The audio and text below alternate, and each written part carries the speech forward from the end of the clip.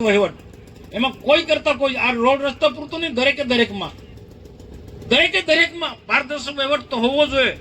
Road બને એટલે સરકારનું જે એસ્ટિમેટ એના પ્રમાણે બનવું જોઈએ, એમાં જરા પણ બાંધછોડ નહીં.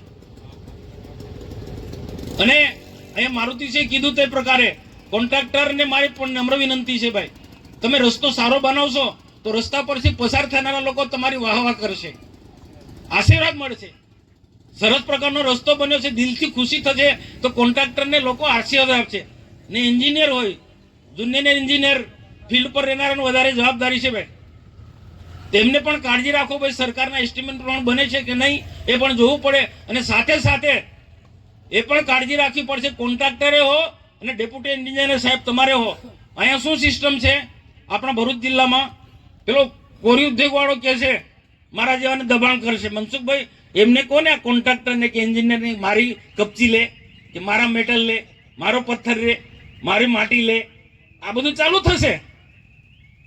તમે અમુક માટી આટલા ટન માટી ઉઠાડવાની છે, 25 ટન માટી તમે કોન્ટ્રાક્ટ સાથે સેટિંગ કર્યું, પણ 25 ટનના બદલે 15 ટન નાખશે. રાજકીય વ્યક્તિ હોય કે કોઈ પણ હોય, ભૂતકાળમાં જે થયું છે એવું કોઈને નહીં. તમને ક્વોલિટી કંટ્રોલમાં જે નમૂનો જે હોય કપચીનો, રોડ કેમ તૂટે છે? રોડ કેમ તૂટે? લાગવગ તરફથી પેલા પથ્થર, કાચા પથ્થર, કાચો મેટલ એ વપરાય છે.